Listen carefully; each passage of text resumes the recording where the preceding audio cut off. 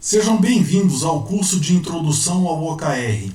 A nossa agenda de treinamento contempla a estrutura do OKR e seus elementos essenciais, as razões pelas quais você deveria usar essa metodologia na sua empresa, o histórico e evolução do OKR desde o seu surgimento até a metodologia alcançar maturidade, o contexto da disciplina, ou seja, como ela se relaciona com outras metodologias, o funcionamento na prática, o que é necessário saber para poder fazer uma implementação segura. Uma parte importante do curso, como escrever bons OKRs, o que determina uma implementação bem-sucedida. E por fim, as melhores práticas, as experiências de outras organizações que podem ajudar na sua implementação também. Todo modelo de gestão precisa ter indicadores para medir o seu desempenho. Dessa maneira, os líderes vão saber se estão evoluindo, se estão estacionados, se é necessário mudar a estratégia, qualquer que sejam os indicadores. E o OKR é o que há de mais moderno nesse segmento. O OKR surgiu na década de 1970, mas só de pouco tempo para cá que a metodologia se tornou conhecida. Nos últimos 5 anos, ele cresceu 1000%. Isso significa que as buscas do Google no ano passado foram 10 vezes maior do que há 5 anos. O país que mais faz pesquisa sobre essa metodologia é a Eslováquia. De acordo com o Google Analytics, Brasília é a unidade da federação que mais pesquisa sobre essa metodologia. O OKR ou OKR tem uma estrutura bastante simples. É o acrônimo para Objectives and Key Results, objetivos e resultados-chave. O objetivo ele deve responder às seguintes questões: o que queremos, onde pretendemos chegar.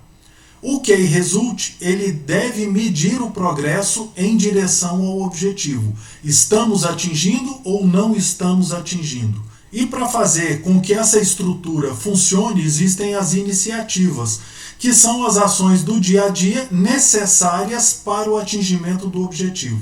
Então, com o OKR, você tem um propósito, você tem uma maneira de saber se está evoluindo e você tem um plano de ação para poder atingir esse propósito. Muito simples a estrutura dele. Ainda na estrutura do OKR, vamos ver aqui os atributos do objetivo.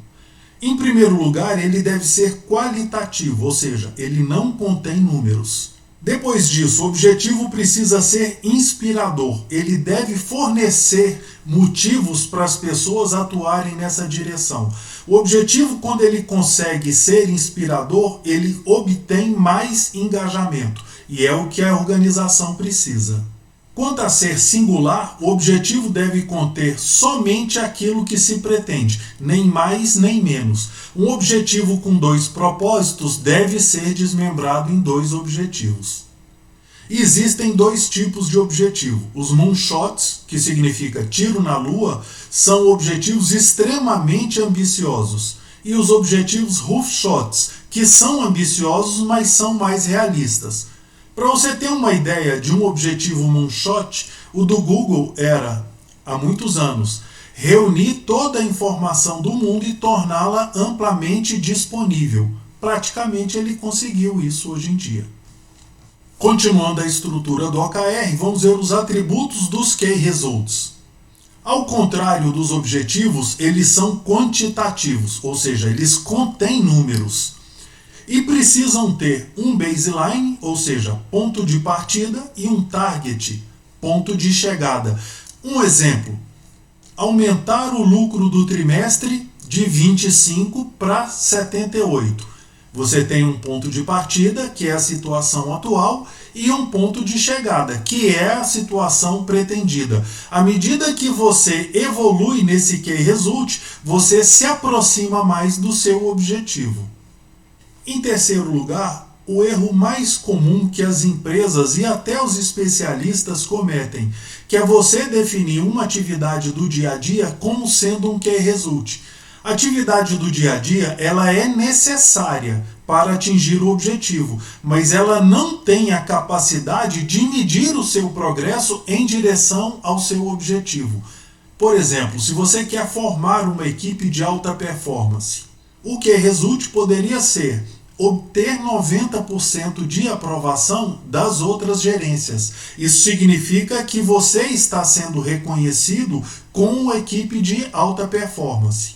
Uma ação necessária para isso seria capacitar a equipe, oferecer treinamentos. O que acontece é que, ao final do treinamento, você capacitou essas pessoas. Não significa que se aproximou do objetivo. Isso depende de outros aspectos, como o aproveitamento do curso, a oportunidade de aplicar no ambiente de trabalho e se isso realmente pôde acrescentar algo para essa equipe.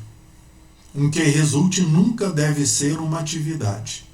E por fim, o papel dele, que é medir o progresso em direção ao objetivo. Estamos atingindo ou não estamos atingindo? E por que esse é o papel dele? Porque se não estiver atingindo, você tem a oportunidade de mudar a sua estratégia. Algo está sendo feito de maneira equivocada. Quanto aos tipos de métrica, nós temos um requisito já conhecido, que é não atribuir tarefas rotineiras como resultados-chave. Porque as tarefas do dia a dia não têm a capacidade de medir o progresso em direção ao objetivo.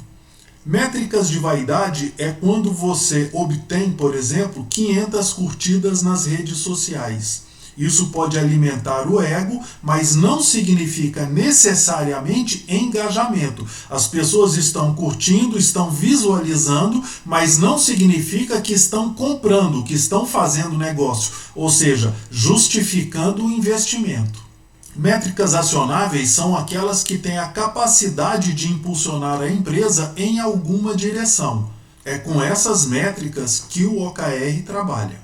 Métricas nocivas ou perversas. Eu vou dar um exemplo. Na década de 1970, com a crise do petróleo, os japoneses lançaram automóveis subcompactos. Eram mais econômicos, mais baratos e consumiam pouco combustível. Os automóveis americanos ainda eram enormes, pesados e com um consumo alto de gasolina. Nessa época, a Ford determinou para os seus engenheiros a construção de um carro subcompacto com o limite máximo de $2.000 e um peso máximo de 1 tonelada. Essas foram as restrições, ou seja, os KRs que os engenheiros precisavam seguir. E eles fizeram um carro atendendo a esses requisitos. Qual foi o problema? Usaram material de baixa qualidade e o tanque de combustível desse automóvel ele explodia ou incendiava quando havia uma colisão traseira.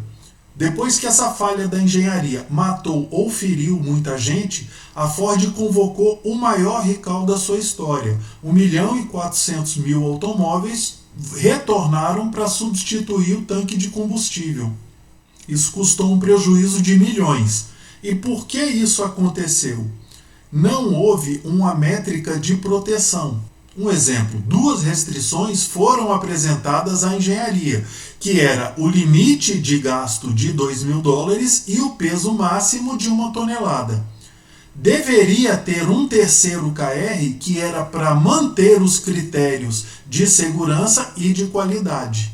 Nesse caso, a ausência de métricas de proteção pode provocar efeitos nocivos ou perversos no resultado. Com isso, a gente encerra esse módulo. Bons estudos para vocês!